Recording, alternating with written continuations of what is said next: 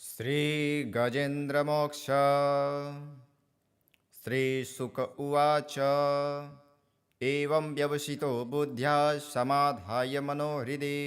जजाप परमं जाप्यं प्राग्जन्मन्यनुशिक्षितम्। गजेन्द्र उवाच ॐ नमो भगवते तस्मै यत् एतच्चिदात्मकं पुरुषायादिबीजाय परेशायाभिधीमहि यस्मिन्निदं यतश्चेदं येनेदं य इदं स्वयं योऽस्मात् परस्माच्च परस्तं प्रपद्ये स्वयंभुवम् यः स्वात्ममिदं निजमाययार्पितं क्वचिद्विभातं क्वच तत्विरोहितम् अविद्रदिक्साक्षुभूयं तदीक्षते स आत्ममूलोऽवतमात्परात्परः कालेन पञ्चत्वमितेषु कृत्स्नसु लोकेषु पालेषु च सर्वहेतुषु तमस्तदासीदगहनं गभीरं यस्तस्य पारे विविराजते विभुः न यस्य देवारिषयः पदं विदुर्जन्तुः पुनः कोऽर्हति गन्तुमीरितुम् यथा नटश्चाकृतभिर्व्यचेष्टतो दुरत्ययानुक्रमणः समावतु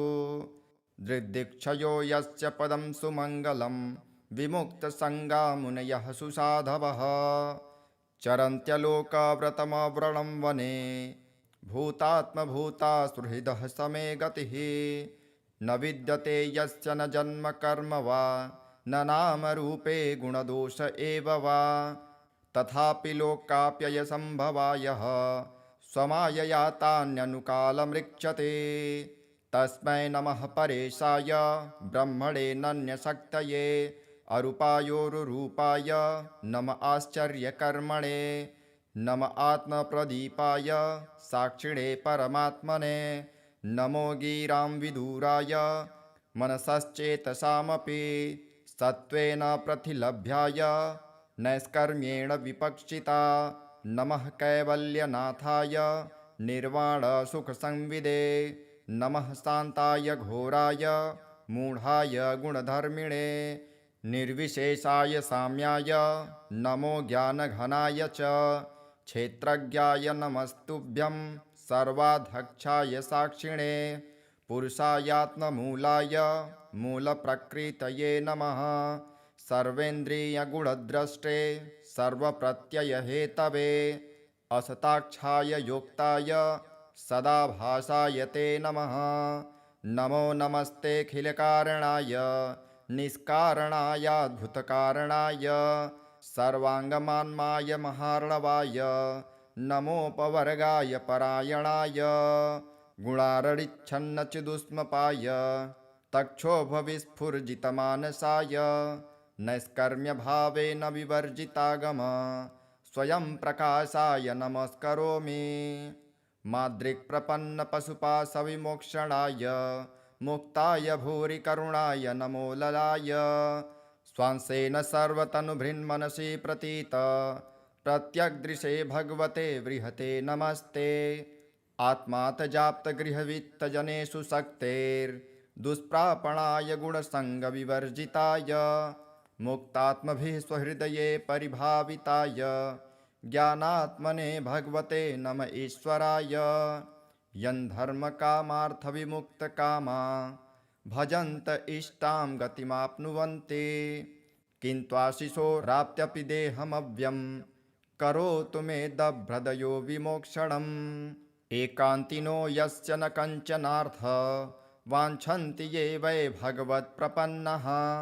अत्यद्भुतं तच्चरितं सुमङ्गलं गायन्त आनन्दसमुद्रमग्नः तमक्षरं ब्रह्म परमं परेश मध्यात्ममाध्यात्मितयोगगम्यम् अतीन्द्रियं सूक्ष्ममिवातिदूर अनन्तमद्यां परिपूर्णमीडे यस्य ब्रह्मादयो देवा वेदा लोकाश्चराचरः नामरूपविभेदेन फल्ग्वाच कलया कृतः यथार्चिसोग्रः सवितुर्गभस्थयो निर्यान्ति सन्न्यासकृतः स्वरोचिषः तथा यतोऽहं गुणसम्प्रवाहो बुद्धिर्मनः खानि शरीरसर्गः स वै न देवासुरमर्त्यतिर्यङ् न स्त्री न षण्डो न पुमान् जन्तुः नायं गुणः कर्म न सन्न चासन् निषेधशेषो जयतादशेषः जिजीविषेनाहमिहामुयाके मन्तर्बहिश्चावृतये भयोन्या इच्छामि काले ननयश्च विप्लव तस्यात्मलोकावरणस्य मोक्षम् सोऽहं विश्वं सृजं विश्वं विश्वं विश्ववेदसं विश्वात्मा मनजं ब्रह्म प्रणतोऽस्मि परं पदं योगरन्धितकर्माणो हृदि योगविभाविते योगिनो यं प्रपश्यन्ति योगेशं तं नतोऽस्म्यहम्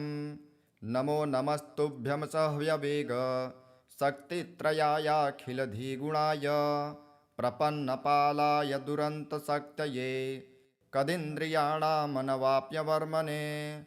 नायं वेद स्वमात्मानं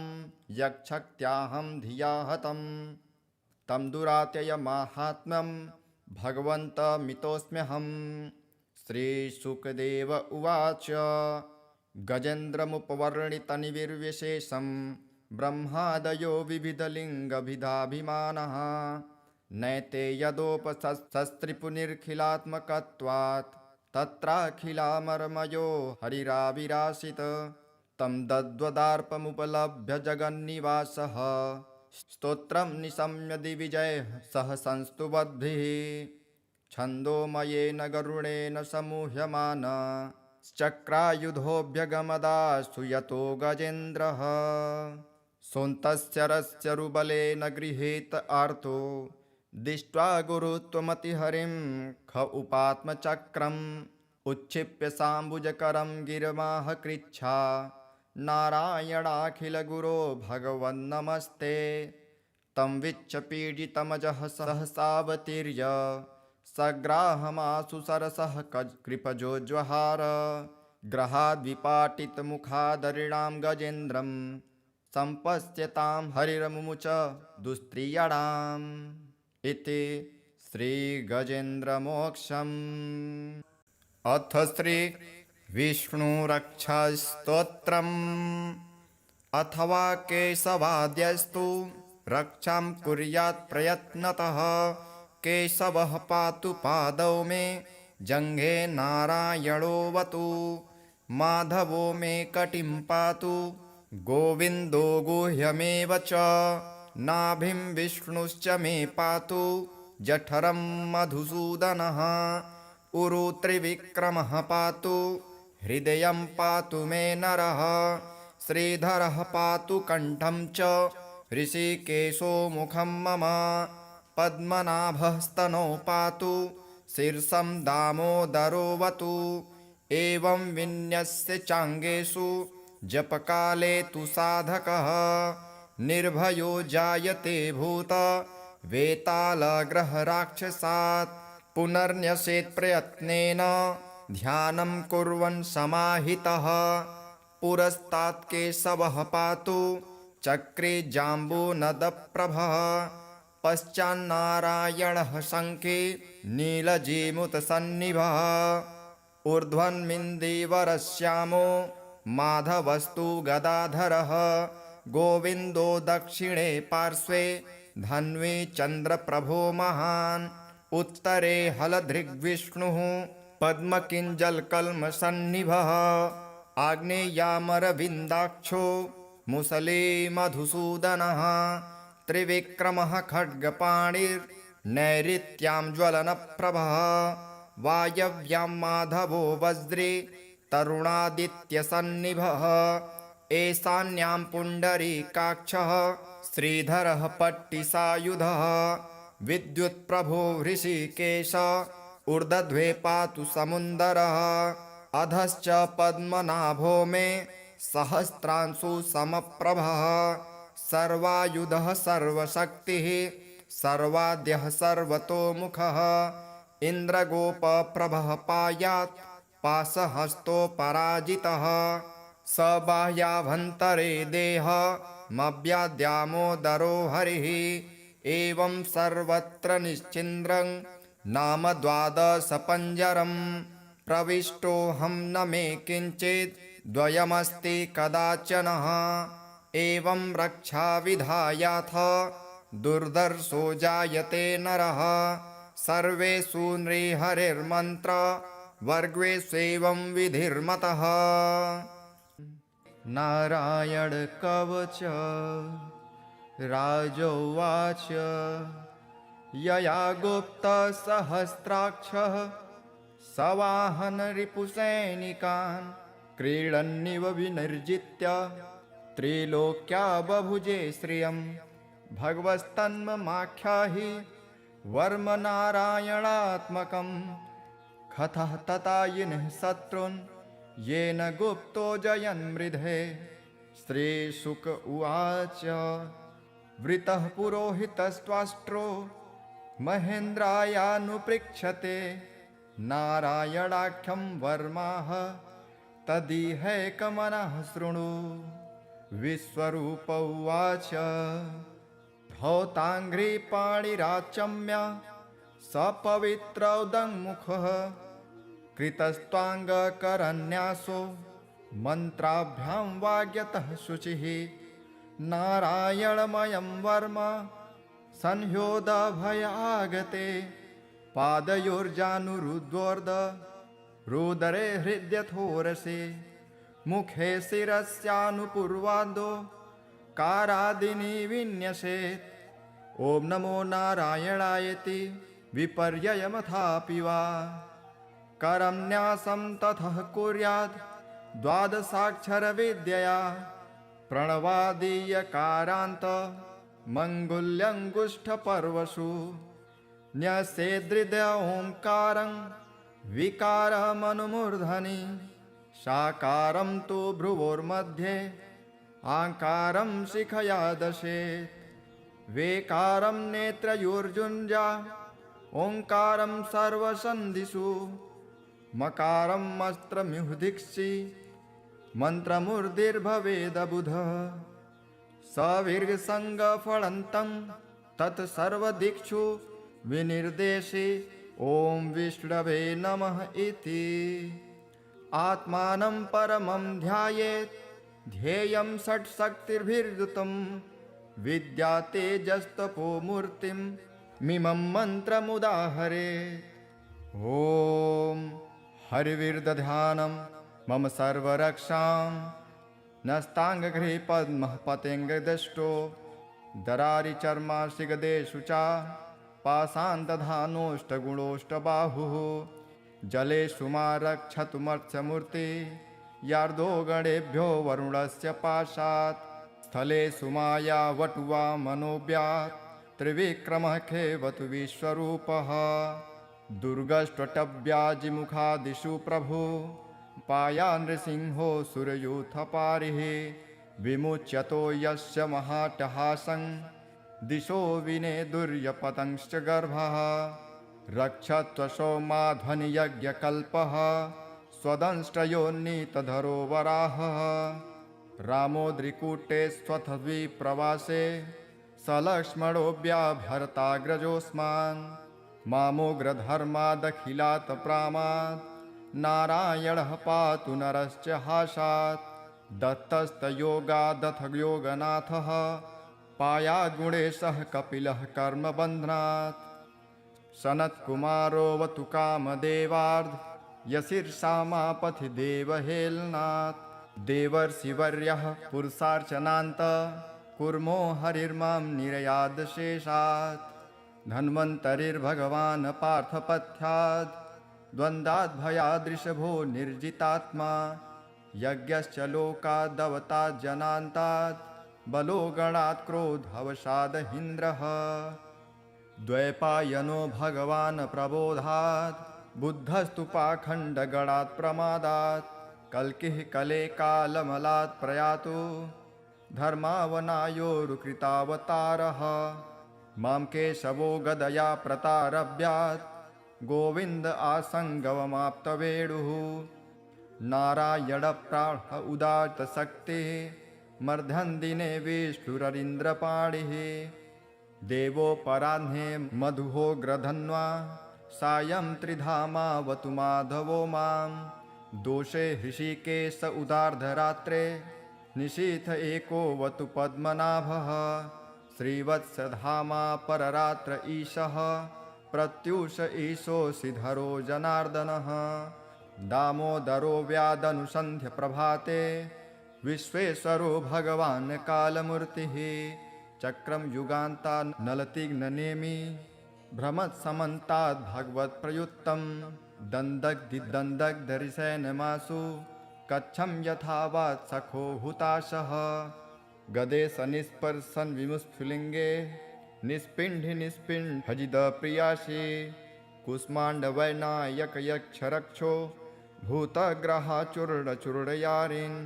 त्वं यातु धान प्रमथ प्रेतमात्रे पिशाच विप्रग्रहघोरदृष्टिन्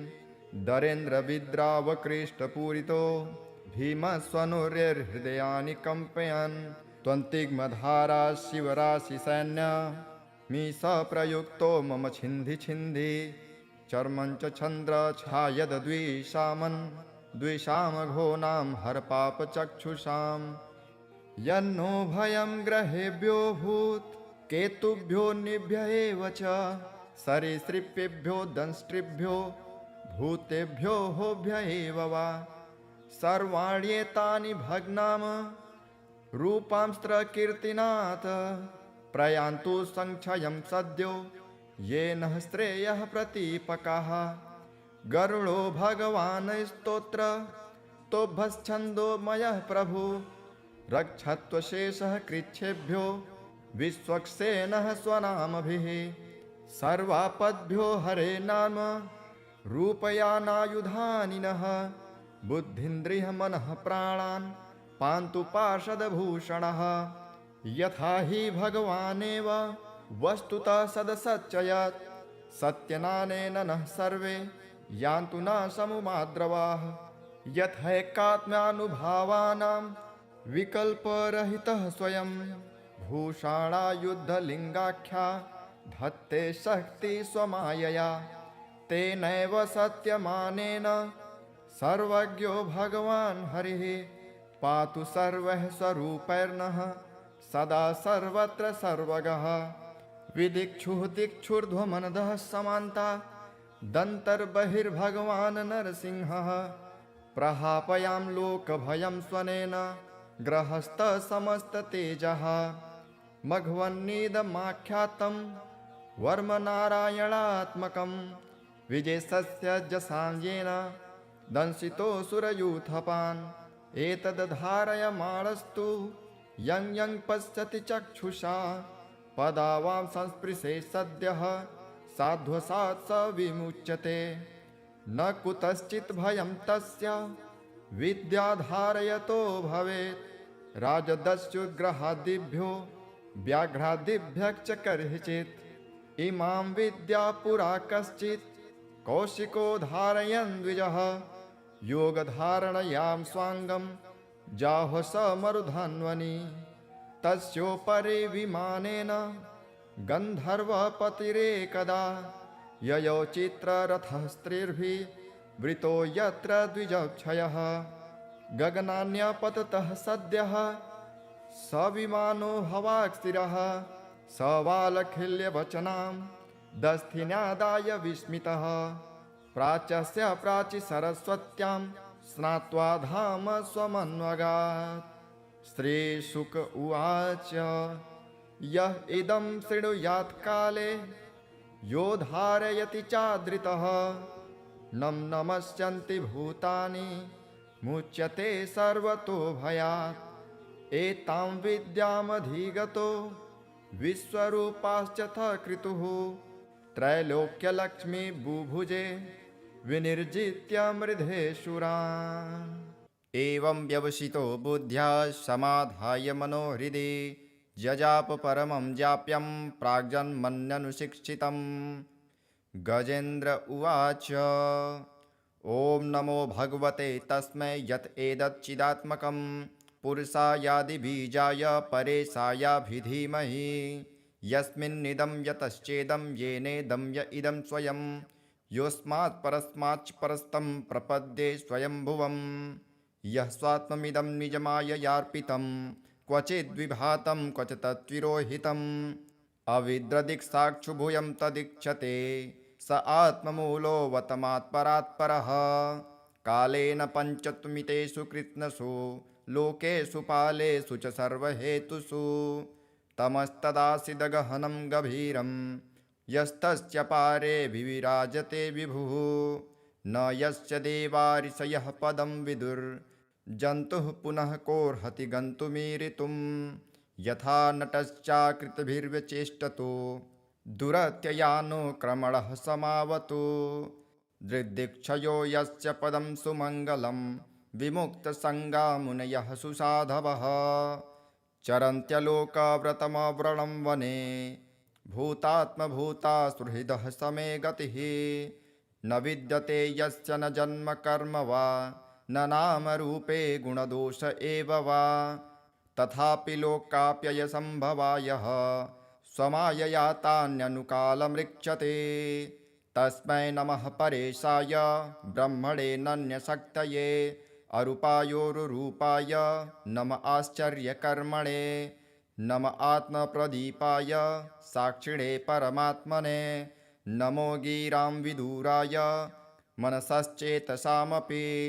सत्त्वेन प्रतिलभ्याय नैष्कर्म्येण विपक्षिता नमः कैवल्यनाथाय निर्वाणसुखसंविदे नमः शान्ताय घोराय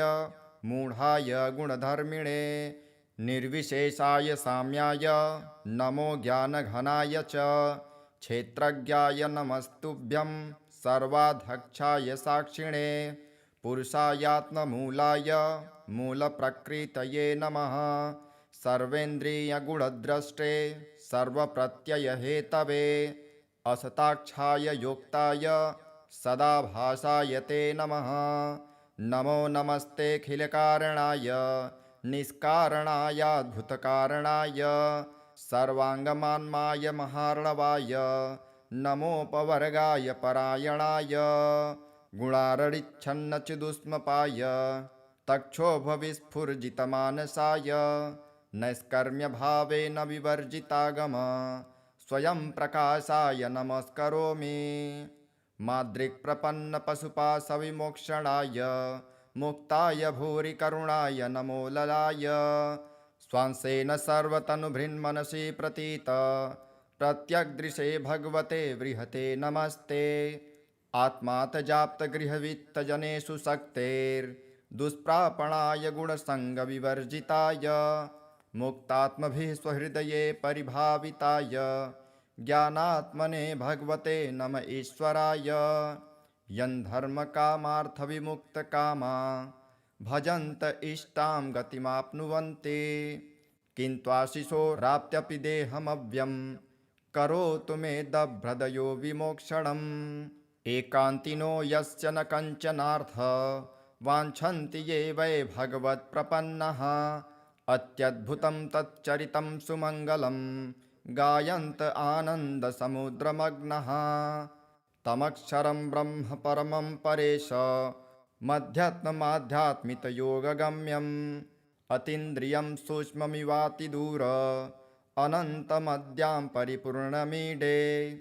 यस्य ब्रह्मादयो देवा वेदा लोकाश्चराचरः नामरूपविभेदेन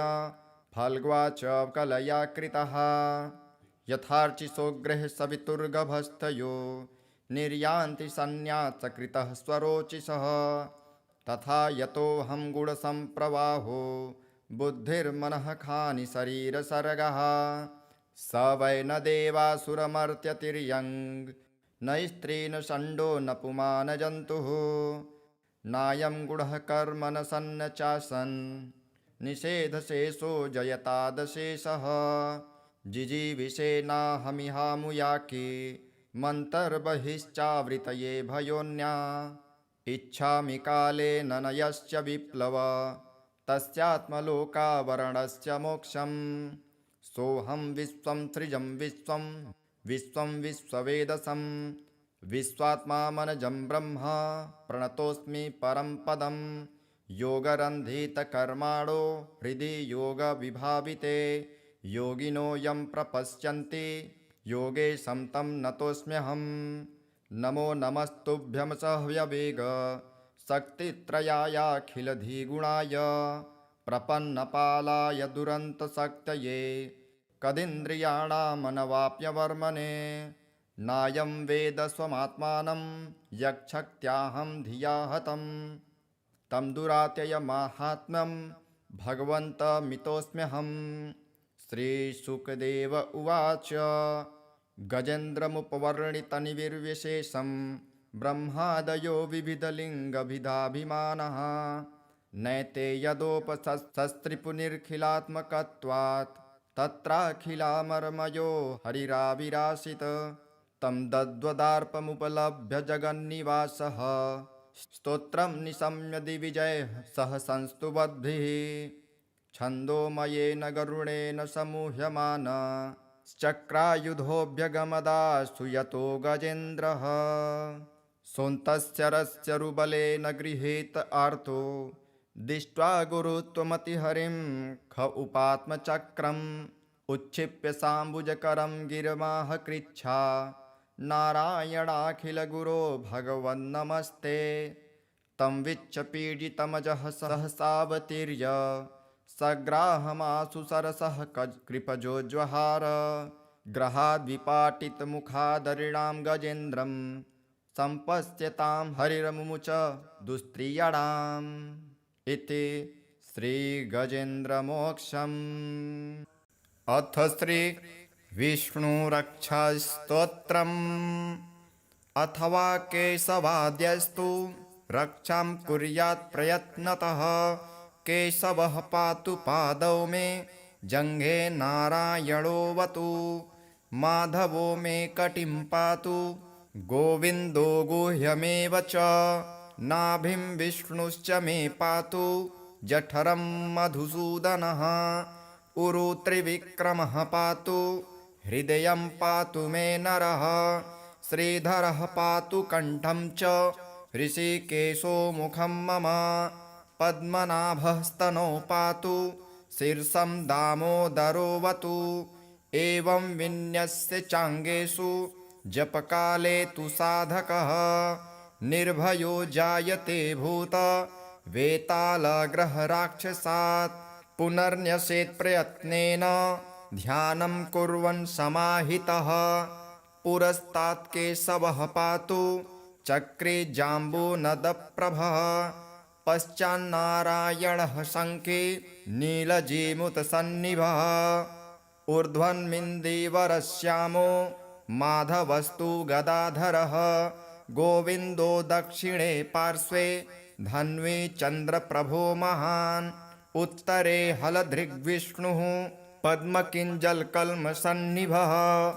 आग्नेयामरविन्दाक्षो मुसले मधुसूदनः त्रिविक्रमः खड्गपाणिर्नैऋत्यां ज्वलनप्रभः वायव्यां माधवो वज्रे तरुणादित्यसन्निभः ईशान्यां पुण्डरीकाक्षः श्रीधरः पट्टिसायुधः विद्युत्प्रभो हृषीकेश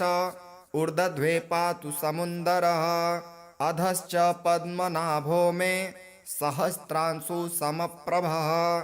सर्वायुधः सर्वशक्तिः सर्वाद्यः सर्वतोमुखः इन्द्रगोपप्रभः पायात् पाशहस्तोपराजितः स बाह्याभ्यन्तरे देहमव्याद्यामोदरो हरिः एवं सर्वत्र निश्चिन्द्रं नाम द्वादशपञ्जरं प्रविष्टोऽहं न मे किञ्चित् द्वयमस्ति कदाचनः एवं रक्षाविधायाथ दुर्धर्षो जायते नरः सर्वेषु नृहरिर्मन्त्र वर्गेष्वेवं विधिर्मतः। नारायण कवच राजोवाच यया गुप्तसहस्राक्षः सवाहन रिपुसैनिकान् क्रीडन्निव विनिर्जित्य त्रिलोक्या बभुजे श्रियं भगवस्तन्ममाख्याहि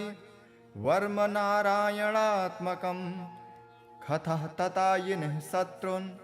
येन गुप्तो जयन् मृधे। श्रीशुक उवाच वृतः पुरोहितस्त्वाष्ट्रो महेन्द्रायानुपृक्षते नारायणाख्यं वर्माः तदिहैकमनः शृणु। विश्वरूप उवाच धौताङ्घ्रिपाणिराचम्य सपवित्रौदङ्मुखः कृतस्त्वाङ्गकरन्यासो मन्त्राभ्यां वाग्यतः शुचिः नारायणमयं वर्म संह्योदभयागते पादयोर्जानुरुद्वोर्ध रुदरे हृद्यथोरसे मुखे शिरस्यानुपूर्वादो कारादिनी विन्यसेत्। ॐ नमो नारायणायति विपर्ययमथापि वा करं न्यासं ततः कुर्यात् द्वादशाक्षरविद्यया प्रणवादीयकारान्त मङ्गुल्यङ्गुष्ठपर्वसु न्यसेदृदय ओङ्कारं विकारमनुमूर्धनि साकारं तु भ्रुवोर्मध्ये आकारं शिखया दशेत्। वेकारं नेत्रयोर्जुञ्जा ओङ्कारं सर्वसन्धिषु मकारं मस्त्रमिहुदिक्षि मन्त्रमूर्धिर्भवेदबुधः सविर्गसङ्गफलन्तं तत्सर्वदिक्षु विनिर्देशे ॐ विष्णवे नमः इति। आत्मानं परमं ध्यायेत् ध्येयं षट्शक्तिर्भिर्युतं विद्या तेजस्तपो मूर्तिं मिमं मन्त्रमुदाहरेत्। ॐ हरिविर्दध्यानं मम सर्वरक्षां नस्ताङ्गघ्रे पद्मः पतेङ्गदष्टो दरारिचर्माशिगदेषु च पाषाणदधानोष्टगुणोष्टबाहुः जलेषु मा रक्षतुमर्त्यमूर्ति यार्दो गणेभ्यो वरुणस्य पाशात् स्थलेषु माया वटुवा मनोव्यात् त्रिविक्रमः खेवतु विश्वरूपः दुर्गष्ट्वटव्याजिमुखादिषु प्रभु पाया नृसिंहो सुरयूथपारिः विमुच्यतो यस्य महाटहासं दिशो विनेदुर्यपतंश्च गर्भः रक्षत्वशो माध्वनियज्ञकल्पः स्वदंष्ट्रयोन्नीतधरो वराहः रामोद्रिकूटे स्वथद्विप्रवासे सलक्ष्मणोऽव्याभरताग्रजोऽस्मान् मामोग्रधर्मादखिलात् प्रामात् नारायणः पातु नरश्च हासात् दत्तस्तयोगादथ योगनाथः पायाद्गुणेशः कपिलः कर्मबन्धनात् सनत्कुमारोऽवतु कामदेवार्ध यशीर्षामापथि देवहेलनात् देवर्षिवर्यः पुरुषार्चनान्त कुर्मो हरिर्मां निरयादशेषात्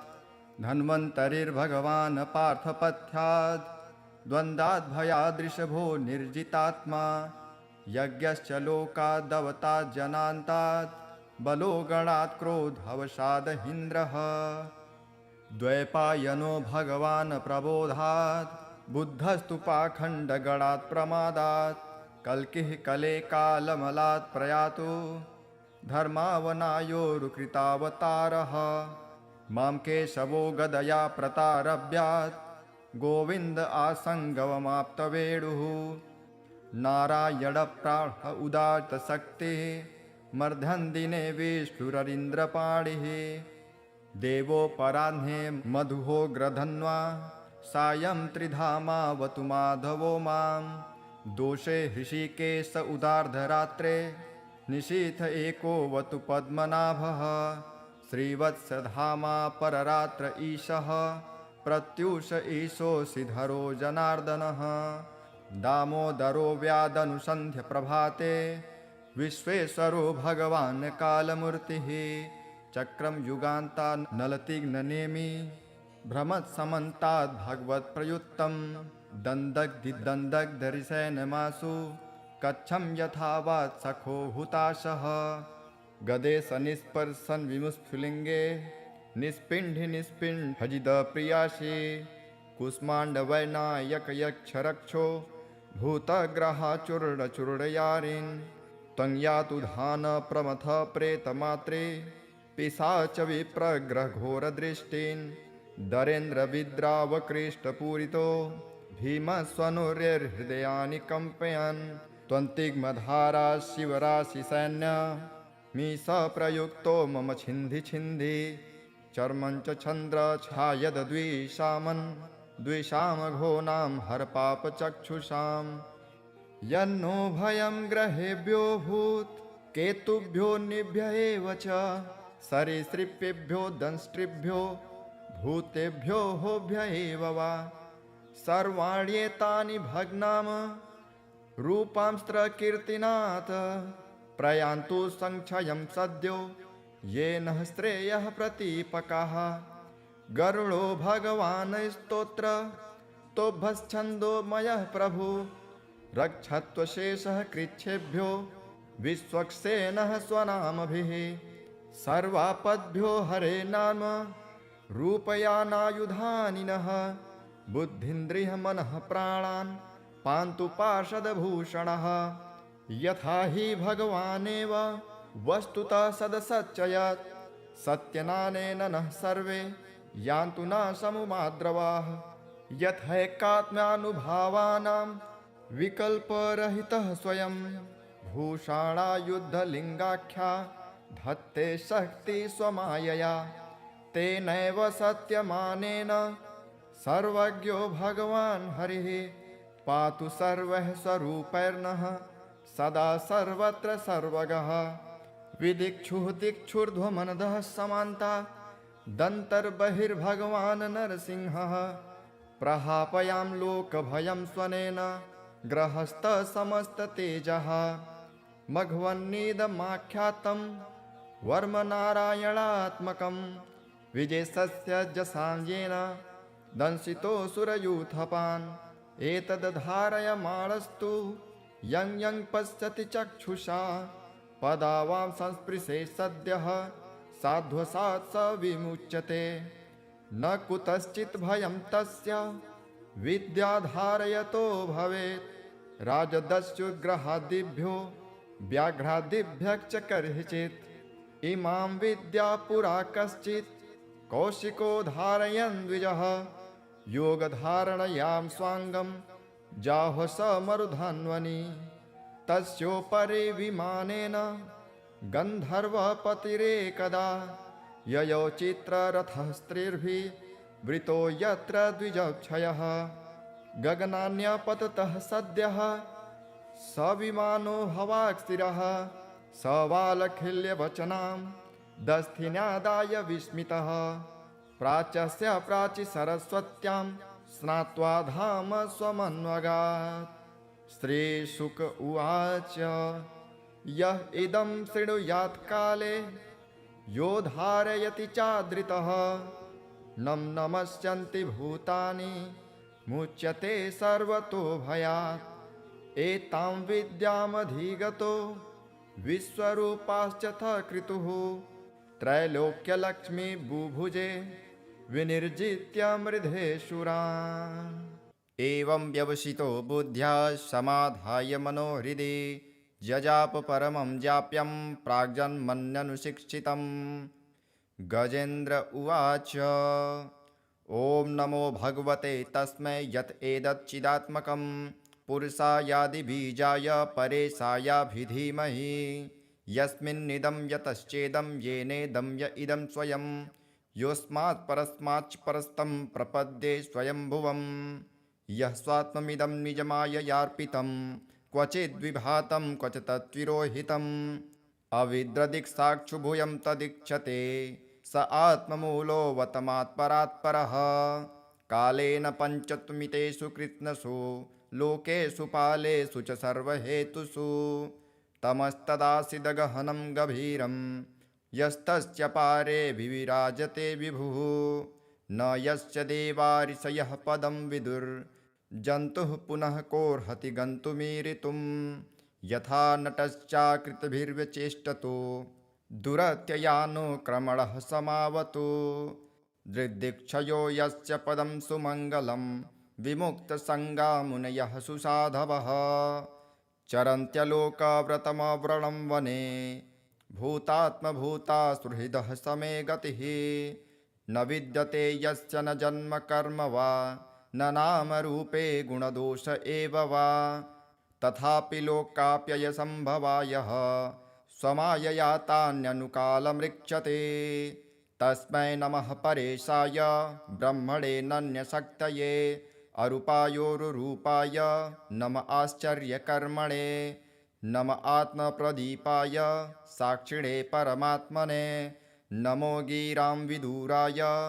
मनसश्चेतसामपि सत्त्वेन प्रतिलभ्याय नैष्कर्म्येण विपक्षिता नमः कैवल्यनाथाय निर्वाणसुखसंविदे नमः शान्ताय घोराय मूढाय गुणधर्मिणे निर्विशेषाय साम्याय नमो ज्ञानघनाय च क्षेत्रज्ञाय नमस्तुभ्यं सर्वाध्यक्षाय साक्षिणे पुरुषायात्ममूलाय मूलप्रकृतये नमः सर्वेन्द्रियगुणद्रष्टे सर्वप्रत्ययहेतवे असताक्षाय योक्ताय सदाभासाय ते नमः नमो नमस्तेऽखिलकारणाय निष्कारणायाद्भुतकारणाय सर्वाङ्गमान्माय महार्णवाय नमोपवर्गाय परायणाय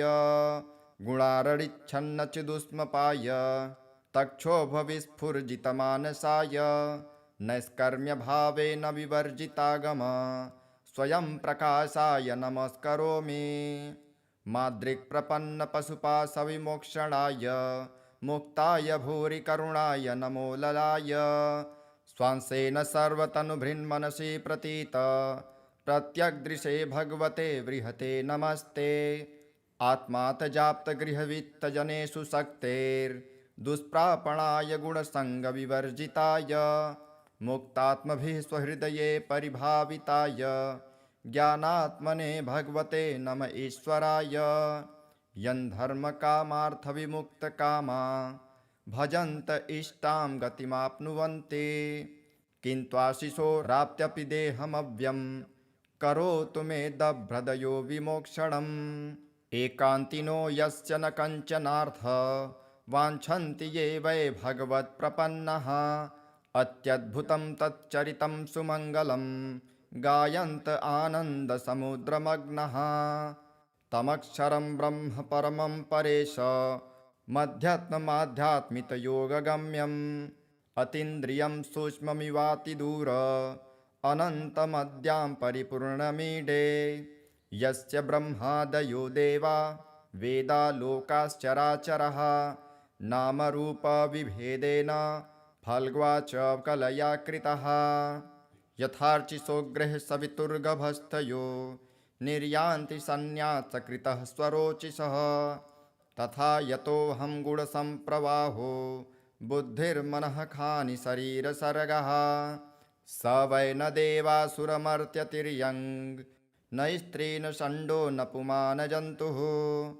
नायं गुणः कर्म न सन्न चासन् निषेधशेषो जयतादशेषः जिजीविषेनाहमिहामुयाके मन्तर्बहिश्चावृतये भयोन्या इच्छामि कालेन न यश्च विप्लव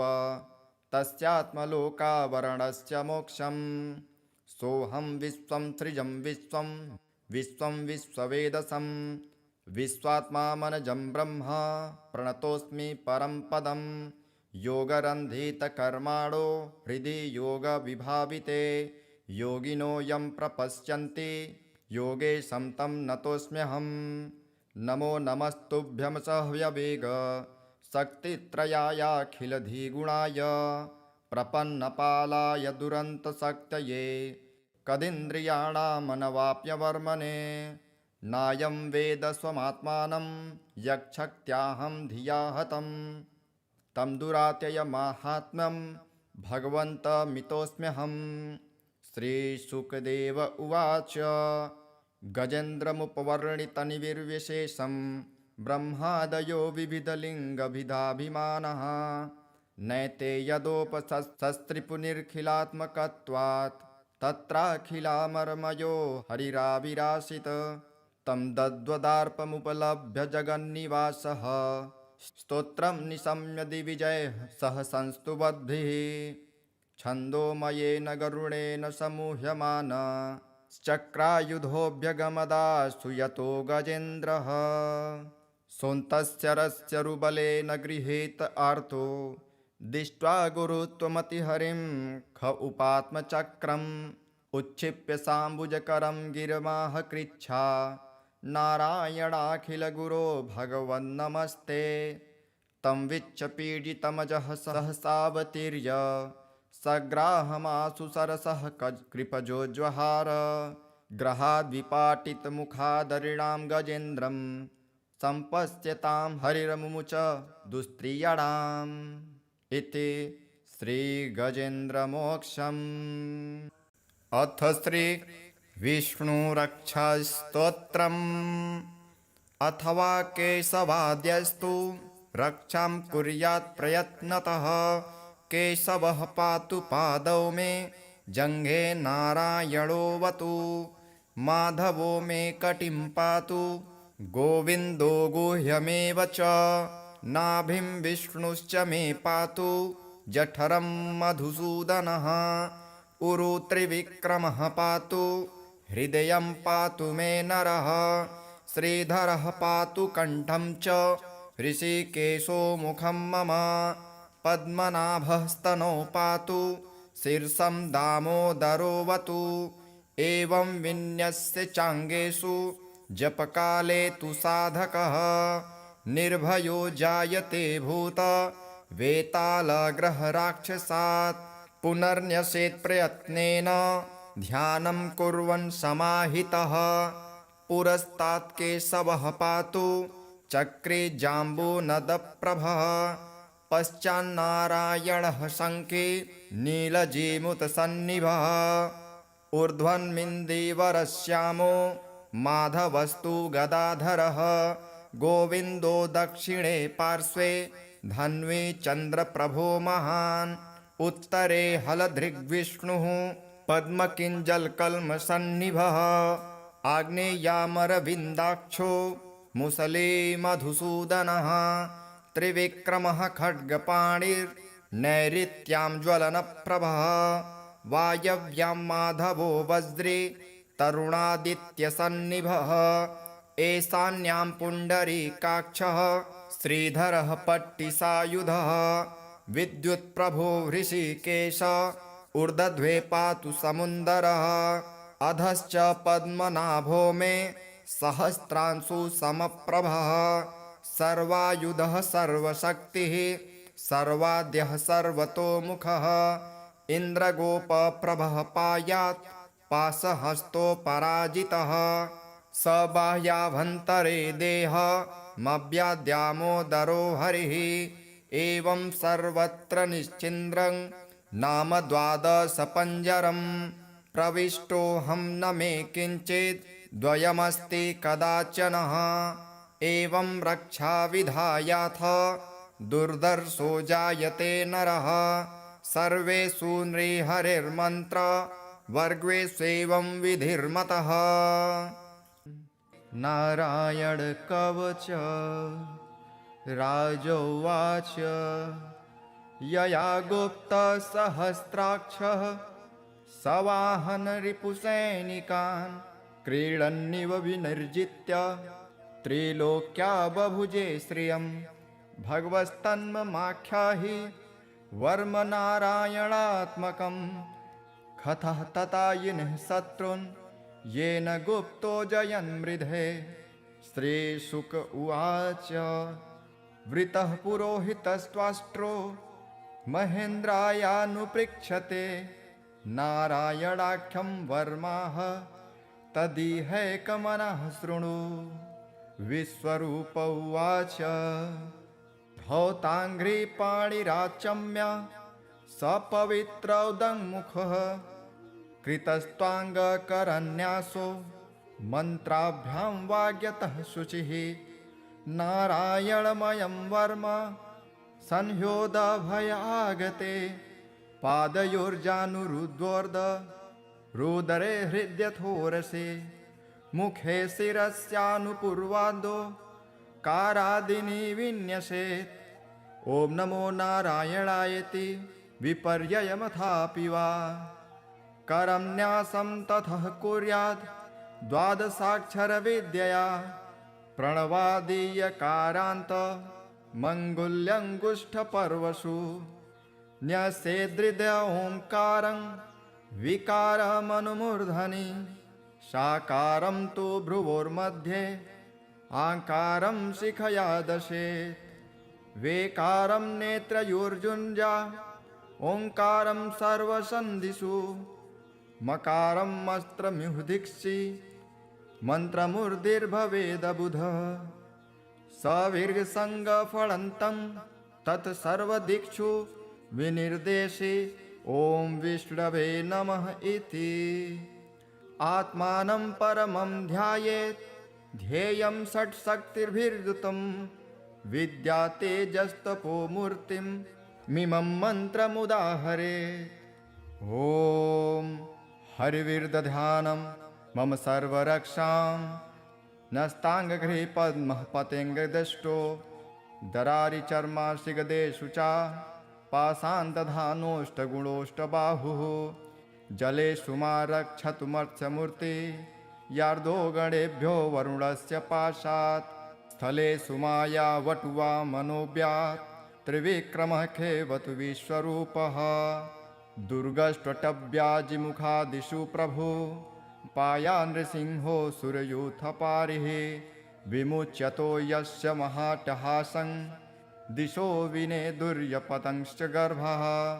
रक्षत्वशो माध्वनियज्ञकल्पः स्वदंष्ट्रयोन्नीतधरो वराहः। रामोद्रिकूटे स्वथद्विप्रवासे सलक्ष्मणो व्याभरताग्रजोऽस्मान्। मामोग्रधर्मादखिलात् प्रामात् नारायणः पातु नरश्च हासात्। दत्तस्तयोगादथ योगनाथः पायाद्गुणेशः कपिलः कर्मबन्धनात्। सनत्कुमारोऽवतु कामदेवार्ध यशीर्षामापथि देवहेलनात्। देवर्षिवर्यः पुरुषार्चनान्त कुर्मो हरिर्मां निरयादशेषात्। धन्वन्तरिर्भगवान् पार्थपथ्यात् द्वन्द्वाद्भयादृशभो निर्जितात्मा। यज्ञश्च लोकादवतात् जनान्तात् बलो गणात् क्रोधवशादहीन्द्रः। द्वैपायनो भगवान् प्रबोधात् बुद्धस्तु पाखण्डगणात् प्रमादात्। कल्किः कले कालमलात् प्रयातु धर्मावनायोरुकृतावतारः। मां केशवो गदया प्रतारभ्यात् गोविन्द आसङ्गवमाप्तवेणुः। नारायणप्राण उदात्तशक्तिः मर्धन्दिने विष्णुररीन्द्रपाणिः। देवोपराह्ने मधुहोग्रधन्वा सायं त्रिधामावतु माधवो मां। दोषे हृषीकेश उदार्धरात्रे निशीथ एकोऽवतु पद्मनाभः। श्रीवत्सधामा पररात्र ईशः प्रत्यूष ईशोऽसिधरो जनार्दनः। दामोदरो व्यादनुसन्ध्य प्रभाते विश्वेश्वरो भगवान् कालमूर्तिः। चक्रं युगान्ता नलतिग्ननेमि भ्रमत्समन्ताद् भगवत्प्रयुक्तं। दन्दग्धिदन्दग्धरिसेनमासु कच्छं यथावात् सखो हुताशः। गदे सनिस्पर्शन विमुस्फुलिङ्गे निष्पिण्ढि निष्पिण्ढजिदप्रियासि। कुष्माण्डवैनायकयक्षरक्षो भूतग्रहाचूर्णचूर्णयारिन्। त्वं यातु धान प्रमथ प्रेतमात्रे पिशाच विप्रग्रहघोरदृष्टिन्। दरेन्द्रविद्रावकृष्टपूरितो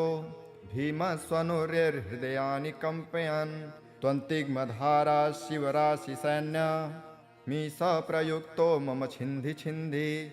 चर्मं च चन्द्र छायद्विषामन् द्विषामघोनां हरपापचक्षुषाम्। यन्नो भयं ग्रहेभ्यो भूत् केतुभ्यो निभ्य एव च। सरीसृपेभ्यो दंष्ट्रिभ्यो भूतेभ्यो होभ्य एव वा। सर्वाण्येतानि भग्नाम रूपांस्त्रकीर्तिनाथ। प्रयान्तु संक्षयं सद्यो येन श्रेयः प्रतीपकाः गरुडो भगवान् स्तोत्र तोभश्छन्दोमयः प्रभु रक्षत्वशेषः कृच्छेभ्यो विश्वक्सेनः स्वनामभिः सर्वापद्भ्यो हरे नाम रूपयानायुधानि नः बुद्धिन्द्रियः मनः प्राणान् पान्तु पार्षदभूषणः यथा हि भगवानेव वस्तुतः सदसच्चयत् सत्यनानेन नः सर्वे यान्तु न समुमाद्रवाः यथैकात्म्यानुभावानां विकल्परहितः स्वयं भूषाणायुद्धलिङ्गाख्या धत्ते शक्ति स्वमायया तेनैव सत्यमानेन सर्वज्ञो भगवान् हरिः पातु सर्वः स्वरूपैर्नः सदा सर्वत्र सर्वगः विदिक्षुः दिक्षुर्ध्वमनदः समान्ता दन्तर्बहिर्भगवान् नरसिंहः प्रहापयां लोकभयं स्वनेन ग्रहस्थसमस्ततेजः मघवन्निदमाख्यातं वर्मनारायणात्मकं विजयस्य जसाञ्जेन दंशितोऽसुरयूथपान् एतद्धारयमाणस्तु यं यं पश्यति चक्षुषा पदावां संस्पृशे सद्यः साध्वसात् स विमुच्यते न कुतश्चित् भयं तस्य विद्याधारयतो भवेत् राजदस्युग्रहादिभ्यो व्याघ्रादिभ्यश्च कर्हिचित् इमां विद्या पुरा कश्चित् कौशिको धारयन् द्विजः योगधारणयां स्वाङ्गं जाह्व स मरुधन्वनि तस्योपरि विमानेन गन्धर्वपतिरेकदा ययौ चित्ररथः स्त्रीर्भिः वृतो यत्र द्विजक्षयः गगनान्यपततः सद्यः स विमानो हवाक्स्थिरः स वालखिल्यवचनां दस्थिन्यादाय विस्मितः प्राच्यस्य प्राचि सरस्वत्यां स्नात्वा धाम स्वमन्वगात् श्रीशुक उवाच यः इदं शृणुयात् काले यो धारयति चादृतः नं नमस्यन्ति भूतानि मुच्यते सर्वतो भयात् एतां विद्यामधिगतो विश्वरूपाश्च कृतुः त्रैलोक्यलक्ष्मी बुभुजे विनिर्जित्य मृधेशुरान् एवं व्यवसितो बुद्ध्या समाधाय मनोहृदि जजाप परमं जाप्यं प्राग्जन्मन्यनुशिक्षितं गजेन्द्र उवाच ॐ नमो भगवते तस्मै यत् एतच्चिदात्मकं पुरुषायादिबीजाय परेशायाभिधीमहि यस्मिन्निदं यतश्चेदं येनेदं य इदं स्वयं योऽस्मात् परस्माच्च परस्तं प्रपद्ये स्वयंभुवं यः स्वात्ममिदं निजमाययार्पितं क्वचिद्विभातं क्वच तत्विरोहितम् अविद्रदिक्साक्षुभूयं तदीक्षते स आत्ममूलोऽवतमात्परात्परः कालेन पञ्चत्वमितेषु कृत्स्नसु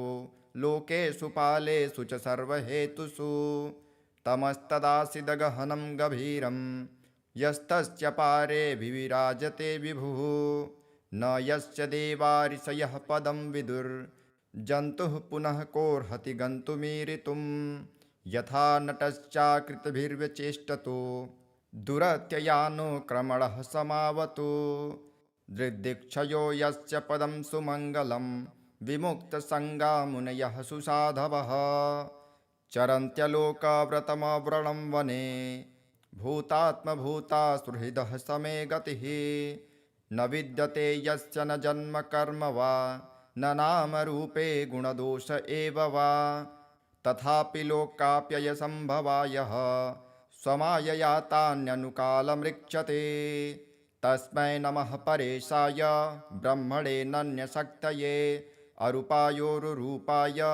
नम आश्चर्यकर्मणे नम आत्मप्रदीपाय साक्षिणे परमात्मने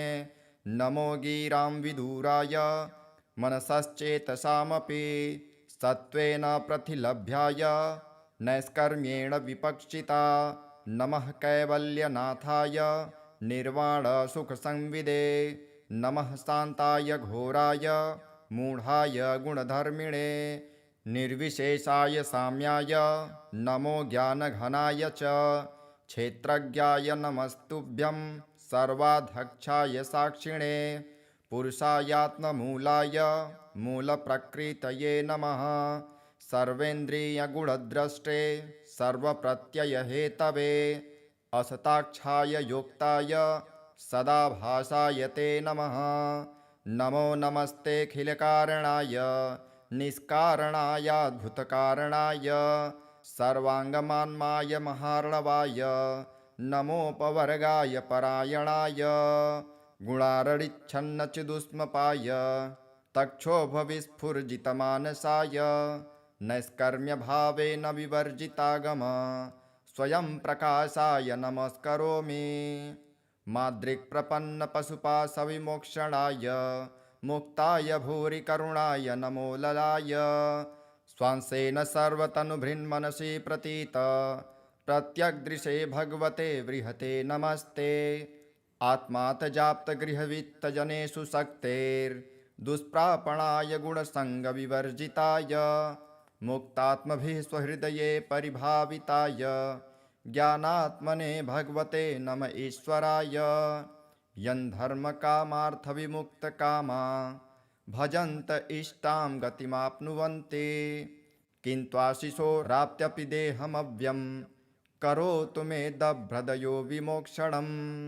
एकान्तिनो यस्य न कञ्चनार्थ वाञ्छन्ति ये वै भगवत्प्रपन्नः अत्यद्भुतं तच्चरितं सुमङ्गलं गायन्त आनन्दसमुद्रमग्नः तमक्षरं ब्रह्म परमं परेश मध्यात्ममाध्यात्मितयोगगम्यम् अतीन्द्रियं सूक्ष्ममिवातिदूर अनन्तमद्यां परिपूर्णमीडे यस्य ब्रह्मादयो देवा वेदा लोकाश्चराचरः नामरूपविभेदेन फल्ग्वाच कलया कृतः यथार्चिसोग्रः सवितुर्गभस्थयो निर्यान्ति सन्न्यासकृतः स्वरोचिषः तथा यतोऽहं गुणसम्प्रवाहो बुद्धिर्मनः खानि शरीरसर्गः स वै न देवासुरमर्त्यतिर्यङ् न स्त्री न षण्डो न पुमान् जन्तुः नायं गुणः कर्म न सन्न चासन् निषेधशेषो जयतादशेषः जिजीविषेनाहमिहामुयाके मन्तर्बहिश्चावृतये भयोन्या इच्छामि कालेन न यस्य विप्लव तस्यात्मलोकावरणस्य मोक्षम् सोऽहं विश्वं सृजं विश्वं विश्वं विश्ववेदसं विश्वात्मामनजं ब्रह्म प्रणतोऽस्मि परं पदं योगरन्धितकर्माणो हृदि योगविभाविते योगिनो यं प्रपश्यन्ति योगेशं तं नतोऽस्म्यहं नमो नमस्तुभ्यं सह्यवेग शक्तित्रयायाखिलधिगुणाय प्रपन्नपालाय दुरन्तशक्तये कदिन्द्रियाणामनवाप्यवर्मणे नायं वेद स्वमात्मानं यक्षक्त्याहं धिया हतं तं दुरात्ययमाहात्म्यं भगवन्तमितोऽस्म्यहम् श्रीशुकदेव उवाच गजेन्द्रमुपवर्णितनिर्विशेषं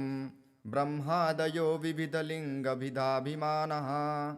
नैते यदोपशस्त्रिपुनिर्खिलात्मकत्वात् तत्राखिलामर्मयो हरिराविरासित तं दद्वदार्पमुपलभ्य जगन्निवासः स्तोत्रं निशम्य दिविजयः सह संस्तुवद्भिः छन्दोमयेन गरुडेन समूह्यमान चक्रायुधोऽभ्यगमदास्तु यतो गजेन्द्रः सोऽन्तस्य रस्यरुबलेन गृहीत आर्तो दृष्ट्वा गुरुत्वमतिहरिं ख उपात्मचक्रम् उच्छिप्य साम्बुजकरं गिरमाह कृच्छा नारायणाखिलगुरो भगवन्नमस्ते तं विच्छपीडितमजः सहसावतीर्य सग्राहमासु सरसः कृपजोज्वहार ग्रहाद्विपाटितमुखादरिणां गजेन्द्रं सम्पश्यतां हरिरमुमुच दुस्त्रियणाम् इति श्रीगजेन्द्रमोक्षम्। अथ श्रीविष्णुरक्षास्तोत्रम्। अथवा केशवाद्यस्तु रक्षां कुर्यात् प्रयत्नतः। केशवः पातु पादौ मे जङ्घे नारायणोऽवतु। माधवो मे कटिं पातु गोविन्दो गुह्यमेव च। नाभिं विष्णुश्च मे पातु जठरं मधुसूदनः। उरु त्रिविक्रमः पातु हृदयं पातु मे नरः। श्रीधरः पातु कण्ठं च ऋषिकेशो मुखं मम। पद्मनाभः स्तनौ पातु शीर्षं दामोदरोऽवतु। एवं विन्यस्य चाङ्गेषु जपकाले तु साधकः निर्भयो जायते भूत वेतालग्रहराक्षसात्। पुनर्न्यसेत् प्रयत्नेन ध्यानं कुर्वन् समाहितः। पुरस्तात् केशवः पातु चक्रे जाम्बूनदप्रभः। पश्चान्नारायणः शङ्खे नीलजीमुतसन्निभः। ऊर्ध्वन्मिन्दीवरश्यामो माधवस्तु गदाधरः। गोविन्दो दक्षिणे पार्श्वे धन्वी चन्द्रप्रभो महान्। उत्तरे हलधृग्विष्णुः पद्मकिञ्जलकल्मषन्निभः। आग्नेयामरविन्दाक्षो मुसले मधुसूदनः। त्रिविक्रमः खड्गपाणिर्नैऋत्यां ज्वलनप्रभः। वायव्यां माधवो वज्रे तरुणादित्यसन्निभः। ईशान्यां पुण्डरीकाक्षः श्रीधरः पट्टिसायुधः।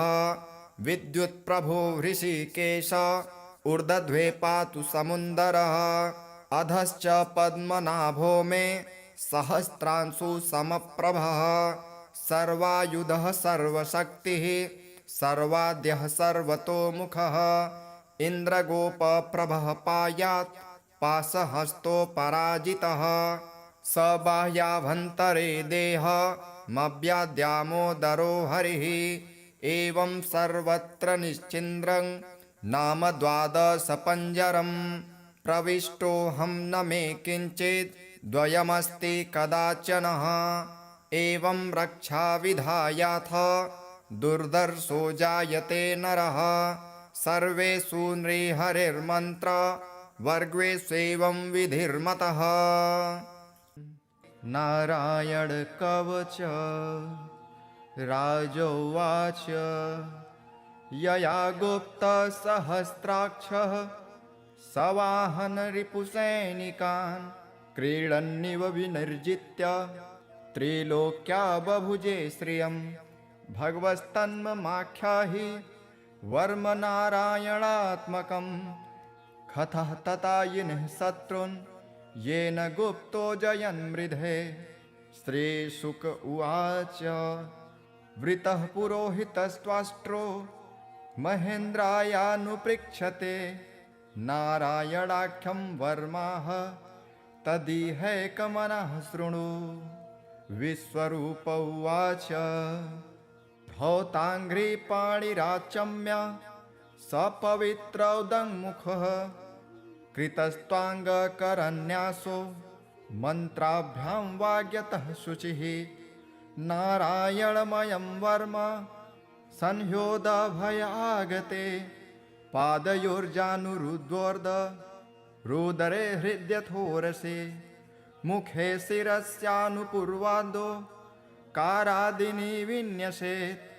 ॐ नमो नारायणायेति विपर्ययमथापि वा। करं न्यासं ततः कुर्याद् द्वादशाक्षरविद्यया। प्रणवादीयकारान्त मङ्गुल्यङ्गुष्ठपर्वसु। न्यसेदृदय ओङ्कारं विकारमनुमूर्धनि। साकारं तु भ्रुवोर्मध्ये आकारं शिखया दशेत्। वेकारं नेत्रयोर्जुञ्जा ओङ्कारं सर्वसन्धिषु। मकारम् अस्त्रमिहुदीक्षि मन्त्रमूर्तिर्भवेदबुधः सविर्गसङ्गफलन्तं तत्सर्वदिक्षु विनिर्देशे ॐ विष्णवे नमः इति। आत्मानं परमं ध्यायेत् ध्येयं षट्शक्तिर्भिर्युतं विद्या तेजस्तपो मूर्तिं मिमं मन्त्रमुदाहरेत्। ॐ हरिविर्दधानं मम सर्वरक्षां नस्ताङ्गगृहे पद्मः पतेङ्गदष्टो दरारिचर्माशिगदेषु च पाषाणदधानोष्टगुणोष्टबाहुः जलेषु मा रक्षतु मत्स्यमूर्ति यार्दो गणेभ्यो वरुणस्य पाशात् स्थलेषु माया वटुवा मनोव्यात् त्रिविक्रमः खेवतु विश्वरूपः दुर्गष्ट्वटव्याजिमुखादिषु प्रभु पाया नृसिंहो सुरयूथपारिः विमुच्यतो यस्य महाटहासं दिशो विनेदुर्यपतंश्च गर्भः रक्षत्वशो माध्वनियज्ञकल्पः स्वदंष्ट्रयोन्नीतधरो वराहः रामोद्रिकूटे स्वथद्विप्रवासे सलक्ष्मणोऽव्याभरताग्रजोऽस्मान् मामोग्रधर्मादखिलात् प्रामात् नारायणः पातु नरश्च हासात् दत्तस्तयोगादथ योगनाथः पायाद्गुणेशः कपिलः कर्मबन्धनात् सनत्कुमारोऽवतु कामदेवार्ध यशीर्षामापथि देवहेलनात् देवर्षिवर्यः पुरुषार्चनान्त कुर्मो हरिर्मां निरयादशेषात् धन्वन्तरिर्भगवान् पार्थपथ्याद् द्वन्द्वाद्भयादृशभो निर्जितात्मा यज्ञश्च लोकादवतात् जनान्तात् बलो गणात् क्रोधवशादहीन्द्रः द्वैपायनो भगवान् प्रबोधात् बुद्धस्तु पाखण्डगणात् प्रमादात् कल्किः कले कालमलात् प्रयातु धर्मावनायोरुकृतावतारः मां केशवो गदया प्रतारभ्यात् गोविन्द आसङ्गवमाप्तवेणुः नारायणप्राण उदात्तशक्तिः मर्धन्दिने विष्णुररीन्द्रपाणिः देवोपराह्ने मधुहोग्रधन्वा सायं त्रिधामावतु माधवो मां दोषे हृषिकेश उदार्धरात्रे निशीथ एकोऽवतु पद्मनाभः श्रीवत्सधामा पररात्र ईशः प्रत्यूष ईशोऽसिधरो जनार्दनः दामोदरो व्यादनुसन्ध्य प्रभाते विश्वेश्वरो भगवान् कालमूर्तिः चक्रं युगान्ता नलतिग्ननेमि भ्रमत्समन्ताद् भगवत्प्रयुक्तं दन्दग्धिदन्दग्धरिसेनमासु कच्छं यथावात् सखो हुताशः गदे सनिस्पर्शन विमुस्फुलिङ्गे निष्पिण्ढि निष्पिण्ढजिदप्रियासि कुष्माण्डवैनायकयक्षरक्षो भूतग्रहाचूर्णचूर्णयारिन् त्वं यातु धान प्रमथ प्रेतमात्रे पिशाच विप्रग्रहघोरदृष्टिन् दरेन्द्रविद्रावकृष्टपूरितो भीमस्वनुर्हृदयानि कम्पयन् त्वन्तिग्मधारा शिवराशिसैन्य मीश प्रयुक्तो मम छिन्धि छिन्धि चर्मं च छन्द्रछायद्विषामन् द्विषामघोनां हरपापचक्षुषां यन्नो भयं ग्रहेभ्यो भूत् केतुभ्यो निभ्य एव च सरीसृपेभ्यो दंष्ट्रिभ्यो भूतेभ्यो होभ्य एव वा सर्वाण्येतानि भग्नाम रूपांस्त्रकीर्तिनाथ प्रयान्तु संक्षयं सद्यो येन श्रेयः प्रतीपकाः गरुडो भगवान् स्तोत्र तोभश्छन्दोमयः प्रभु रक्षत्वशेषः कृच्छेभ्यो विश्वक्सेनः स्वनामभिः सर्वापद्भ्यो हरे नाम रूपयानायुधानिनः बुद्धिन्द्रियः मनः प्राणान् पान्तु पार्षदभूषणः यथा हि भगवानेव वस्तुतः सदसच्चयत् सत्यनानेन नः सर्वे यान्तु न समुमाद्रवाः यथैकात्म्यानुभावानां विकल्परहितः स्वयं भूषाणायुद्धलिङ्गाख्या धत्ते शक्ति स्वमायया तेनैव सत्यमानेन सर्वज्ञो भगवान् हरिः पातु सर्वः स्वरूपैर्नः सदा सर्वत्र सर्वगः विदिक्षुः दिक्षुर्ध्वमनदः समान्ता दन्तर्बहिर्भगवान् नरसिंहः प्रहापयां लोकभयं स्वनेन ग्रहस्थसमस्ततेजः मघवन्निदमाख्यातं वर्मनारायणात्मकं विजयस्य जसाञ्जेन दंशितोऽसुरयूथपान् एतद्धारयमाणस्तु यं यं पश्यति चक्षुषा पदावां संस्पृशे सद्यः साध्वसात् स विमुच्यते न कुतश्चित् भयं तस्य विद्याधारयतो भवेत् राजदस्युग्रहादिभ्यो व्याघ्रादिभ्यश्च कर्हिचित् इमां विद्या पुरा कश्चित् कौशिको धारयन् द्विजः योगधारणयां स्वाङ्गं जाहो स मरुधन्वनि तस्योपरि विमानेन गन्धर्वपतिरेकदा ययौ चित्ररथस्त्रिभिः वृतो यत्र द्विजक्षयः गगनान्यपततः सद्यः स विमानो हवाक्स्थिरः स वालखिल्यवचनां दस्थिन्यादाय विस्मितः प्राच्यस्य प्राचि सरस्वत्यां स्नात्वा धाम स्वमन्वगात् श्रीशुक उवाच यः इदं शृणुयात् काले यो धारयति चादृतः नं नमस्यन्ति भूतानि मुच्यते सर्वतो भयात् एतां विद्यामधिगतो विश्वरूपाश्चथ क्रतुः त्रैलोक्यलक्ष्मी बुभुजे विनिर्जित्य मृधेशुरान् एवं व्यवसितो बुद्ध्या समाधाय मनोहृदि जजाप परमं जाप्यं प्राग्जन्मन्यनुशिक्षितं गजेन्द्र उवाच ॐ नमो भगवते तस्मै यत् एतच्चिदात्मकं पुरुषायादिबीजाय परेशायाभिधीमहि यस्मिन्निदं यतश्चेदं येनेदं य इदं स्वयं योऽस्मात् परस्माच्च परस्तं प्रपद्ये स्वयंभुवं यः स्वात्ममिदं निजमाययार्पितं क्वचिद्विभातं क्वच तत्विरोहितम् अविद्रदिक्साक्षुभूयं तदीक्षते स आत्ममूलोऽवतमात्परात्परः कालेन पञ्चत्वमितेषु कृत्स्नसु लोकेषु पालेषु च सर्वहेतुषु तमस्तदासीदगहनं गभीरं यस्तस्य पारे विविराजते विभुः न यस्य देवारिषयः पदं विदुर्जन्तुः पुनः कोऽर्हति गन्तुमीरितुं यथा नटश्चाकृतिभिर्व्यचेष्टतो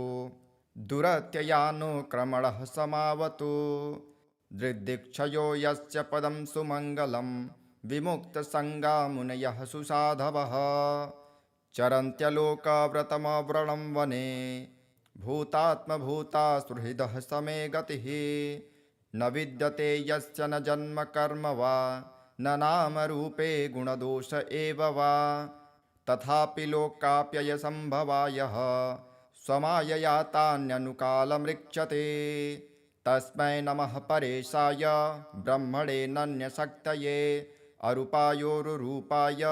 नम आश्चर्यकर्मणे नम आत्मप्रदीपाय साक्षिणे परमात्मने नमो गिरां विदुराय मनसश्चेतसामपि सत्त्वेन प्रतिलभ्याय नैष्कर्म्येण विपक्षिता नमः कैवल्यनाथाय निर्वाणसुखसंविदे नमः शान्ताय घोराय मूढाय गुणधर्मिणे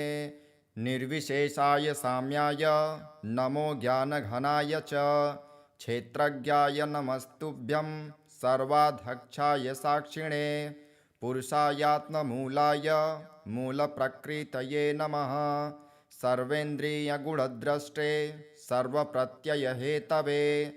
असताक्षाय योक्ताय सदाभासाय ते नमः नमो नमस्तेऽखिलकारणाय निष्कारणायाद्भुतकारणाय सर्वाङ्गमान्माय महार्णवाय नमोपवर्गाय परायणाय गुणारडिच्छन्नचिदुष्मपाय तक्षोभविस्फुर्जितमानसाय नैष्कर्म्यभावेन विवर्जितागम स्वयं प्रकाशाय नमस्करोमि माद्रिक्प्रपन्नपशुपाशविमोक्षणाय मुक्ताय भूरि करुणाय नमो ललाय स्वांसेन सर्वतनुभृन्मनसि प्रतीत प्रत्यग्दृशे भगवते वृहते नमस्ते आत्मातजाप्तगृहवित्तजनेषु शक्तेर्दुष्प्रापणाय गुणसङ्गविवर्जिताय मुक्तात्मभिः स्वहृदये परिभाविताय ज्ञानात्मने भगवते नम ईश्वराय यन्धर्मकामार्थविमुक्तकामा भजन्त इष्टां गतिमाप्नुवन्ति किन्त्वाशिशोराप्त्यपि देहमव्यं करोतु मे दभ्रदयो विमोक्षणम् एकान्तिनो यस्य न कञ्चनार्थ वाञ्छन्ति ये वै भगवत्प्रपन्नः अत्यद्भुतं तच्चरितं सुमङ्गलं गायन्त आनन्दसमुद्रमग्नः तमक्षरं ब्रह्म परमं परेश मध्यात्ममाध्यात्मितयोगगम्यम् अतीन्द्रियं सूक्ष्ममिवातिदूर अनन्तमद्यां परिपूर्णमीडे यस्य ब्रह्मादयो देवा वेदा लोकाश्चराचरः नामरूपविभेदेन फल्ग्वा च कलया कृतः यथार्चिसोग्रः सवितुर्गभस्थयो निर्यान्ति सन्न्यासकृतः स्वरोचिषः तथा यतोऽहं गुणसम्प्रवाहो बुद्धिर्मनः खानि शरीरसर्गः स वै न देवासुरमर्त्यतिर्यङ् न स्त्री न षण्डो न पुमान् जन्तुः नायं गुणः कर्म न सन्न चासन् निषेधशेषो जयतादशेषः जिजीविषेनाहमिहामुयाके मन्तर्बहिश्चावृतये भयोन्या इच्छामि कालेन न यस्य विप्लव तस्यात्मलोकावरणस्य मोक्षम् सोऽहं विश्वं सृजं विश्वं विश्वं विश्ववेदसं विश्वात्मामनजं ब्रह्म प्रणतोऽस्मि परं पदं योगरन्धितकर्माणो हृदि योगविभाविते योगिनो यं प्रपश्यन्ति योगेशं तं नतोऽस्म्यहम् नमो नमस्तुभ्यं सह्यवेग शक्तित्रयायाखिलधिगुणाय प्रपन्नपालाय दुरन्तशक्तये कदिन्द्रियाणामनवाप्यवर्मणे नायं वेद स्वमात्मानं यक्षक्त्याहं धिया हतं तं दुरात्ययमाहात्म्यं भगवन्तमितोऽस्म्यहम् श्रीशुकदेव उवाच गजेन्द्रमुपवर्णितनिर्विशेषं ब्रह्मादयो विविधलिङ्गभिधाभिमानः नैते यदोपशस्त्रिपुनिर्खिलात्मकत्वात् तत्राखिलामर्मयो हरिराविरासित तं दद्वदार्पमुपलभ्य जगन्निवासः स्तोत्रं निशम्य दिविजयः सह संस्तुवद्भिः छन्दोमयेन गरुडेन समूह्यमान चक्रायुधोऽभ्यगमदास्तु यतो गजेन्द्रः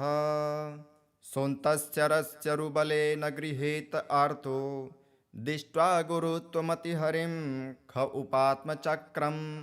उच्छिप्य साम्बुजकरं गिरमाह कृच्छा नारायणाखिलगुरो भगवन्नमस्ते तं विच्छपीडितमजः सहसावतीर्य सग्राहमासु सरसः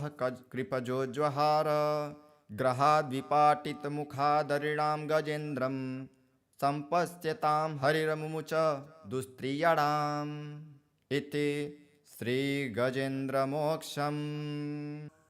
अथ श्रीविष्णुरक्षास्तोत्रम्। अथवा केशवाद्यस्तु रक्षां कुर्यात् प्रयत्नतः केशवः पातु पादौ मे जङ्घे नारायणोऽवतु माधवो मे कटिं पातु गोविन्दो गुह्यमेव च नाभिं विष्णुश्च मे पातु जठरं मधुसूदनः उरु त्रिविक्रमः पातु हृदयं पातु मे नरः श्रीधरः पातु कण्ठं च ऋषिकेशो मुखं मम पद्मनाभः स्तनौ पातु शीर्षं दामोदरोऽवतु एवं विन्यस्य चाङ्गेषु जपकाले तु साधकः निर्भयो जायते भूत वेतालग्रहराक्षसात् पुनर्न्यसेत् प्रयत्नेन ध्यानं कुर्वन् समाहितः पुरस्तात् केशवः पातु चक्रे जाम्बूनदप्रभः पश्चान्नारायणः शङ्खे नीलजीमुतसन्निभः ऊर्ध्वन्मिन्दीवरश्यामो माधवस्तु गदाधरः गोविन्दो दक्षिणे पार्श्वे धन्वी चन्द्रप्रभो महान् उत्तरे हलधृग्विष्णुः पद्मकिञ्जलकल्मषन्निभः आग्नेयामरविन्दाक्षो मुसले मधुसूदनः त्रिविक्रमः खड्गपाणिर्नैऋत्यां ज्वलनप्रभः वायव्यां माधवो वज्रे तरुणादित्यसन्निभः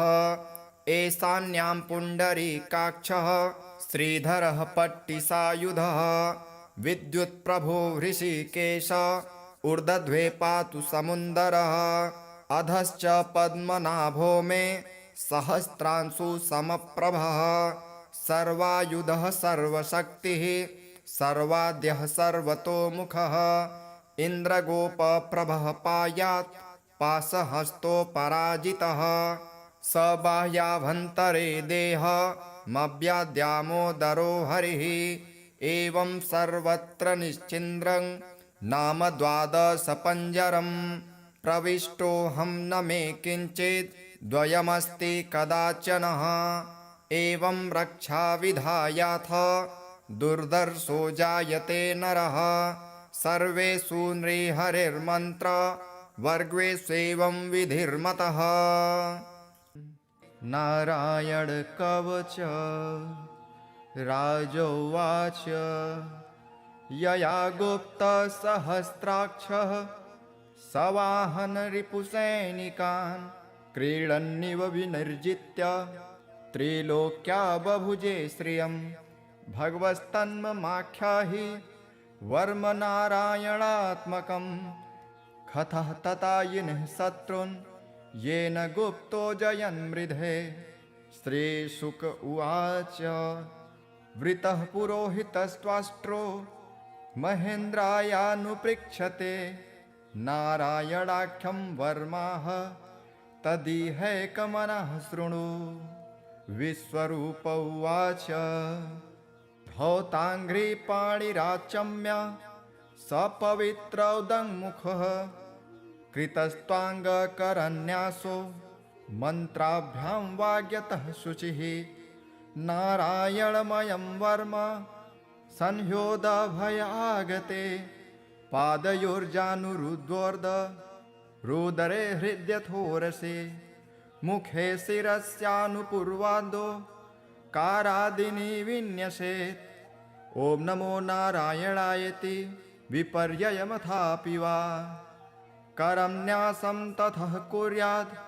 द्वादशाक्षरविद्यया प्रणवादीयकारान्त मङ्गुल्यङ्गुष्ठपर्वसु न्यसेदृदय ओङ्कारं विकारमनुमूर्धनि साकारं तु भ्रुवोर्मध्ये आकारं शिखया दशेत्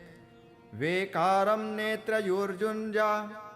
ओङ्कारं सर्वसन्धिषु मकारं मस्त्रम्युदिक्षि मन्त्रमूर्धिर्भवेदबुधः सविर्गसङ्गफलन्तं तत्सर्वदिक्षु विनिर्देशे ॐ विष्णवे नमः इति आत्मानं परमं ध्यायेत् ध्येयं षट्शक्तिर्भिर्युतं विद्या तेजस्तपो मूर्तिं मिमं मन्त्रमुदाहरेत् ॐ हरिविर्दध्यानं मम सर्वरक्षां नस्ताङ्गगृहे पद्मः पतेङ्गदष्टो दरारिचर्माशिगदेषु च पाषाणदधानोष्टगुणोष्टबाहुः जलेषु मा रक्षतुमर्त्यमूर्ति यार्दो गणेभ्यो वरुणस्य पाशात् स्थलेषु माया वटुवा मनोव्यात् त्रिविक्रमः खेवतु विश्वरूपः दुर्गष्ट्वटव्याजिमुखादिषु प्रभु पाया नृसिंहो सुरयूथपारिः विमुच्यतो यस्य महाटहासं दिशो विनेदुर्यपतंश्च गर्भः रक्षत्वशो माध्वनियज्ञकल्पः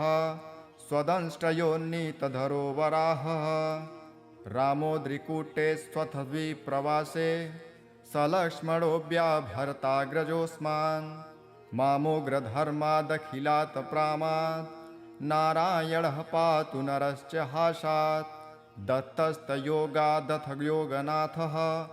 पायाद्गुणेशः कपिलः कर्मबन्धनात् सनत्कुमारोऽवतु कामदेवार्ध यशीर्षामापथि देवहेलनात् देवर्षिवर्यः पुरुषार्चनान्त कुर्मो हरिर्मां निरयादशेषात् धन्वन्तरिर्भगवान् पार्थपथ्याद् द्वन्द्वाद्भयादृशभो निर्जितात्मा यज्ञश्च लोकादवतात् जनान्तात् बलो गणात् क्रोधवशादहीन्द्रः द्वैपायनो भगवान् प्रबोधात् बुद्धस्तु पाखण्डगणात् प्रमादात् कल्किः कले कालमलात् प्रयातु धर्मावनायोरुकृतावतारः मां केशवो गदया प्रतारभ्यात् गोविन्द आसङ्गवमाप्तवेणुः नारायणप्राण उदात्तशक्तिः मर्धन्दिने विष्णुररीन्द्रपाणिः देवोपराह्ने मधुहोग्रधन्वा सायं त्रिधामावतु माधवो मां दोषे हृषिकेश उदार्धरात्रे निशीथ एकोऽवतु पद्मनाभः श्रीवत्सधामा पररात्र ईशः प्रत्यूष ईशोऽसिधरो जनार्दनः दामोदरो व्यादनुसन्ध्य प्रभाते विश्वेश्वरो भगवान् कालमूर्तिः चक्रं युगान्ता नलतिग्ननेमि भ्रमत्समन्ताद् भगवत्प्रयुक्तं दन्दग्धिदन्दग्धरिसेनमासु कच्छं यथावात् सखो हुताशः गदे सनिस्पर्शन विमुस्फुलिङ्गे निस्पिण्ढि निस्पिण्ढजिदप्रियासि कुष्माण्डवैनायकयक्षरक्षो भूतग्रहाचूर्णचूर्णयारिन् त्वं यातु धान प्रमथ प्रेतमात्रे पिशाच विप्रग्रहघोरदृष्टिन् दरेन्द्रविद्रावकृष्टपूरितो भीमस्वनुर्हृदयानि कम्पयन् त्वन्तिग्मधारा शिवराशिसैन्य मीश प्रयुक्तो मम छिन्धि छिन्धि चर्मं च छन्द्र छायद्विषामन् द्विषामघोनां हरपापचक्षुषां यन्नो भयं ग्रहेभ्यो भूत् केतुभ्यो निभ्य एव च सरीसृपेभ्यो दंष्ट्रिभ्यो भूतेभ्यो होभ्य एव वा सर्वाण्येतानि भग्नाम रूपांस्त्रकीर्तिनाथ प्रयान्तु संक्षयं सद्यो येन श्रेयः प्रतीपकाः गरुडो भगवान् स्तोत्र तोभश्छन्दोमयः प्रभु रक्षत्वशेषः कृच्छेभ्यो विश्वक्सेनः स्वनामभिः सर्वापद्भ्यो हरे नाम रूपयानायुधानि नः बुद्धिन्द्रियः मनः प्राणान् पान्तु पार्षदभूषणः यथा हि भगवानेव वस्तुतः सदसच्चयत् सत्यनानेन नः सर्वे यान्तु न समुमाद्रवाः यथैकात्म्यानुभावानां विकल्परहितः स्वयं भूषाणायुद्धलिङ्गाख्या धत्ते शक्ति स्वमायया तेनैव सत्यमानेन सर्वज्ञो भगवान् हरिः पातु सर्वः स्वरूपैर्नः सदा सर्वत्र सर्वगः विदिक्षुः दिक्षुर्ध्वमनदः समान्ता दन्तर्बहिर्भगवान् नरसिंहः प्रहापयां लोकभयं स्वनेन ग्रहस्थसमस्ततेजः मघवन्निदमाख्यातं वर्मनारायणात्मकं विजयस्य जसाञ्जेन दंशितो सुरयूथपान् एतद्धारयमाणस्तु यं यं पश्यति चक्षुषा पदावां संस्पृशे सद्यः साध्वसात् स विमुच्यते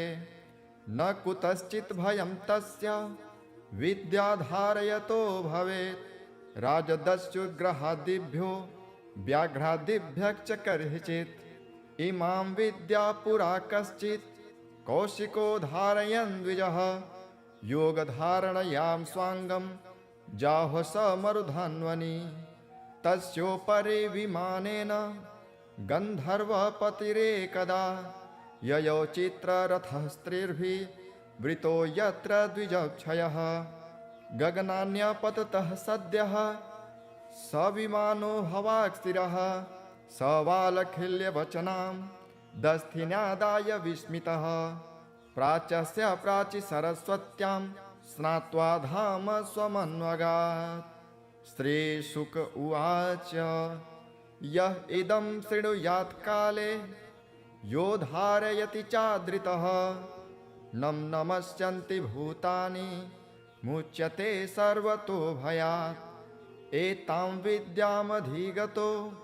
विश्वरूपाश्च कृतुः त्रैलोक्यलक्ष्मी बुभुजे विनिर्जित्य मृधेशुरान्।